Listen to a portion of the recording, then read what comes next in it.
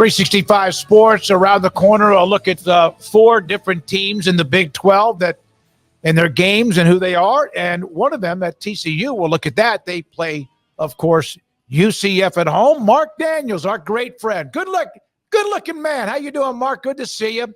Voice of UCF. How you been? I'm great. I'm good. We're set for a big conference opening game. What could be better? Yeah, I agree. Who is UCF at least through a couple of games this year? Well, certainly a football team that can run the ball. You take into account the opponents UCF had played, an FCS team in New Hampshire. And then I think what's going to end up being a good CUSA team in Sam Houston. And, the Knights established the ability of running the football. They're averaging better than 400 yards a game on the ground. I would say this, and guys, I mentioned this on my show. You walk into one of those fancy ice cream shops, you get all these different flavors, all these toppings, and UCF really has kind of ordered vanilla the first couple of weeks. I don't think they've shown much by design from an offensive, even defensive standpoint. Maybe a few more toppings this week, but fundamentals, run the football, try to limit penalties defensively, make sure you tackle well, get some turnovers. They've done that through 2 games. They know they're stepping up in class now, but I think this year's version of UCF, they're a bigger team, a more physical football team. They hope to reduce the penalties and turnovers, and a team that certainly is going to utilize what appears to be 4 really good running backs. Mark, TCU has been tested a little bit by Stanford. UCF, like you said, they've been very vanilla because they haven't really been tested yet, and they've been able to do that. What do you expect to see from that opening up the offense a little bit? Do we see a little bit more from KJ Jefferson, or do they still feel they need to kind of bring him along slowly as he gets more comfortable? He certainly looked better week 2 than week 1. For sure against Sam Houston than he did against New Hampshire. But where do you see his development right now and how they're going to use him against TCU? Yeah, I think you'll see KJ be a little bit more involved passing-wise. Maybe UCF tries to go vertical a bit early in this game. Look, they're still trying to figure some things out. They lost Javon Baker, who was their best receiver last year. He's now with the Patriots. They've got a couple of skilled guys back there, Kobe Hudson, Xavier Townsend, some other talented guys. Randy Pittman's a kind of a hybrid tight end, a guy that I think is going to help their passing game as he's a sophomore. But I think you'll see KJ be a little bit more of a passer here. But look, they're not going to get away from what they know is going to be a strength, a big offensive line, 4 running backs that they've utilized in the 2 games, and KJ Jefferson. So he'll be a run threat in this game. But clearly you'll see a little bit more offense. Look, the closest thing UCF did to opening something up the first 2 weeks was sending a receiver in motion. Otherwise, it was, here's the handoff, can you stop it? And the opposition wasn't able to do that. Now, much more respect for TCU's defense, but you're not going to see UCF get away from trying to run the football. I've said this before. Gus's best offenses at Auburn were more heavy on the run. They were more like 65-35 run. UCF feels like they've got the backs to keep guys fresh and can that offensive line kind of wear down the opposition. But they know they have to throw the football at times. You want to avoid 3rd and long, but I think you'll see a little bit more KJ Jefferson in the pass game this week. It's been interesting, Mark, to see how they've kind of divvied up the backs. You get R.J. Harvey early on, and then Penny Boone kind of comes in to close it with some Miles Montgomery in the middle, and you got some Ja'Cory Brown if he's in the game, and KJ, and it's just been really fascinating. But what kind of a start is R.J. Harvey off to in your estimation right now? Well, he's been fantastic. He had 4 touchdowns last week. He's got 6 in the season. Watching him grow over the years, now his 3rd year as a running back at UCF. Now really a running back. He was a dual threat quarterback in high school, had to learn the running back position. Patient. As a quarterback, he tried to avoid getting hit. Here, he now knows he's going to get hit. He put on some weight, hasn't lost any speed. He's just a very smart player in film and then also on the field. Then you bring in a guy like a Penny Boone who ran for 1,400 yards at Toledo last year, 6'2", 240. Miles Montgomery has been fantastic for UCF coming from Cincinnati. Then Johnny Richardson might be the fastest guy on the team. They'll move Johnny in motion, some jet sweeps. So everybody's got a little bit of a niche here. Now, we'll see what happens in a close football game if UCF finds himself in that on Saturday, how they divvy up the carries. Do they go with 4 guys? Do they kind of, make it more simple with 2 guys? We've yet to see that happen. But they know they've got some options in that game, and so far, so good. But RJ's been fantastic. We know the Big 12's got a lot of great running backs. RJ's among them, and I think he's set for another big season.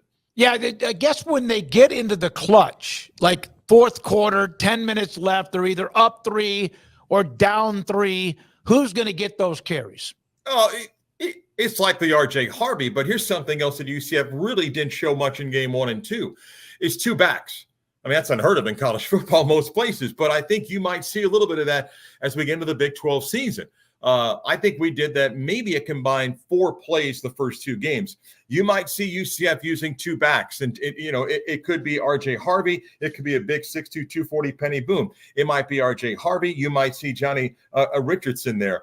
You also have seen in the first couple of games RJ Harvey lining up in, as a quarterback. We call it wild night, whatever, but he's a quarterback. So they'll start to show a few more things in the run game where they've been kind of vanilla as well. So, but if you're asking me 4th down, you need that drives. Clearly, RJ Harvey's earned the right to be that choice.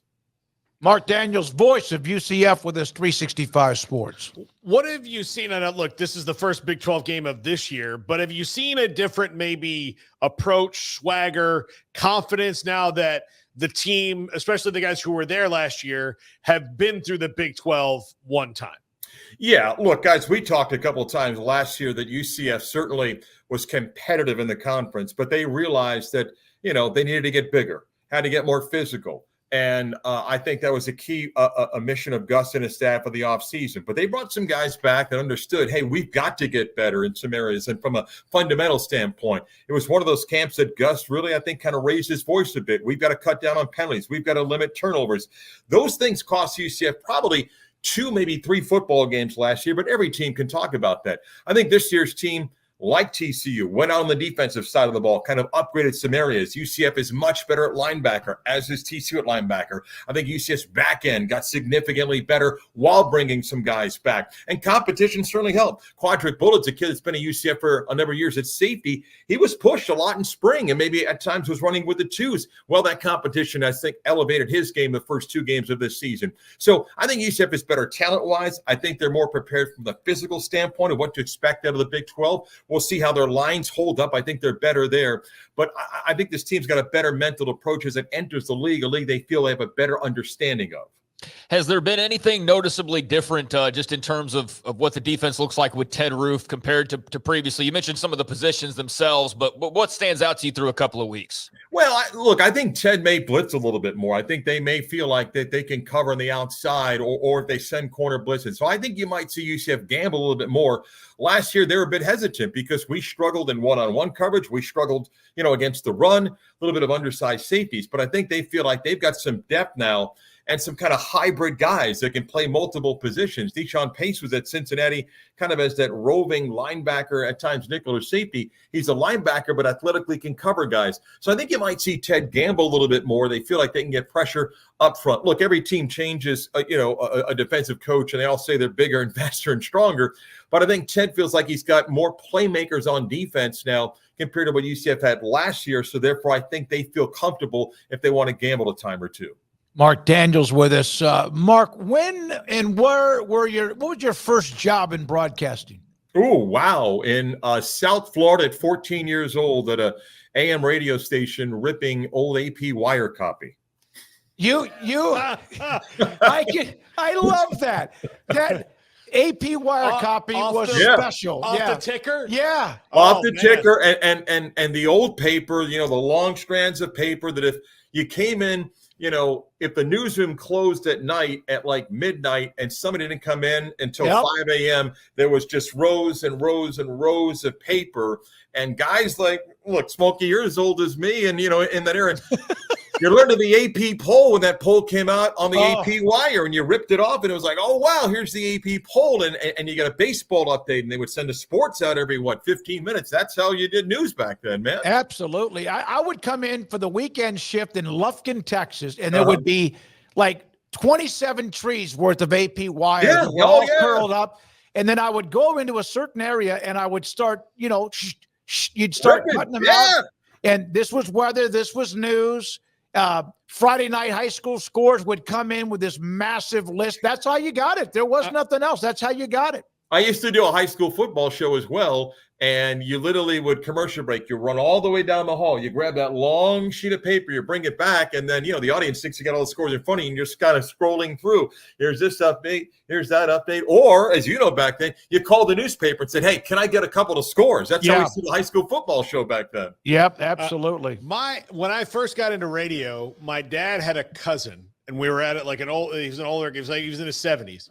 And they used to do So they, because you couldn't like bounce things off like you do now or pick up syndication. So what people would do if they wanted to listen to like baseball games, they would have a guy locally that was like doing the game with sound effects behind him, reading the updates off the ticker. Wow. And so this guy was one of the producers, and he and the other guy would go back and forth to the barbershop around the corner and bet guys like, hey, I bet you Joe DiMaggio hits a single here. And they're all right. And so everyone put their money in, and like they just cleaned people out because they would tell them like, hey, I mean, we're just good. We're just good. There was always how to do it. That was first high school football game I broadcast was on a local cable outlet when I was a student at the University of Florida. We did a high school football game at a small school right outside of Ocala, Florida. I remember showing up and I said, does anybody have the rosters? And they looked at me like, no. And they go, how are we supposed to know? They go, good luck.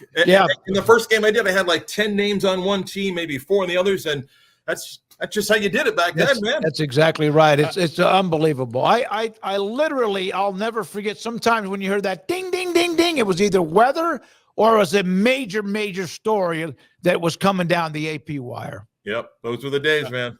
Have you ever done a game at Amon Carter? No. UCF played basketball at TCU. We've not gone there for baseball. I did see the stadium. We were there for basketball last year. I know it's a fantastic stadium.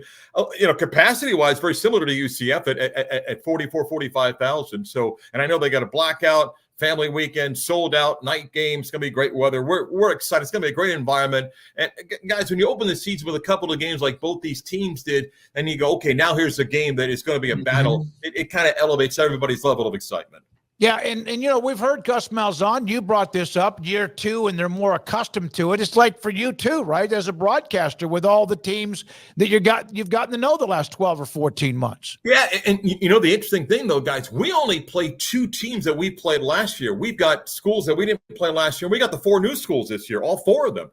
So we don't have many repeat teams from last year. So we'll go to Iowa State for the first time ever. Yep. UCF did play at Arizona State many years ago, but now the first time as a conference team. Utah, BYU, Arizona, Colorado all come to us this season. I saw that. And what a nice stretch. First of all, the Big 12 on the road at TCU, Colorado at home, which will get a lot. And of course, they need to turn their stuff around. And then without looking ahead, the game in Gainesville, your alma mater, Florida, and you do the game for UCF. I think that's awesome. Yeah, it's funny. You graduate a place and people think, well, gosh, you've been back so many times. But, I graduated in 1988. I started broadcasting UCF games in 95. I've gone to 2 football games since I graduated simply because I work on weekends, and I've called games there a couple of times. I called basketball, baseball games there. And I think we talked before, we'll see what happens with both teams the next few weeks. It could be a very interesting scenario. I do think UCF fans feel, and UCF beat Florida a couple of years ago in the bowl game, but to go to Gainesville feeling as if, hey, you've got a chance to certainly compete and win the game. It's a different environment than years ago when we went there. But we'll worry about that. Right now, UCF focused on what they know is a really tough and exciting opportunity against TCU on Saturday. No question. Look, UCF could be the team that sends Billy Napier off to the buyout. So if things don't get better in Gainesville real fast, if they lose to A&M at home this week, that's 2 home losses out of their first 3 games. That's not going to go well, guys. That's an hour-by-hour story in the state. Everyone's got their sources. Everybody knows about a buyout. Everybody knows about this. Everybody knows the list of candidates, and it's a bit crazy. It's a bit unfair to some degree. And you guys know this, and UCF will deal with Florida when they get there. If the freshman quarterback has a great game on Saturday, then you like the coach a little bit more. Absolutely, yeah. It's a great game the next week. And I played a clip on my show, guys, a couple of days ago when Jimmy Chitwood walked into the church when they were kind of voting if Coach Dale was going to stay or not. He said, I think it's time to play ball. They all cheered and said, I told you we got rid of that coach. And then Chitwood goes, I play, coach stays. He goes, I go, and then they re-voted to keep the coach. That's so you might be seeing that at Florida right now to some degree. Yeah, with Lagway, no question. Mark, great to see you. Have fun in Fort Worth. Enjoy it. I know you will. Thanks for your time as always. Anytime, guys. Talk to you again soon. Marc Daniels, the voice of UCF Athletics, 30 years strong, with us on many things that Gus Malzahn and the football team after a couple of wins to start the year and now on the road against TCU.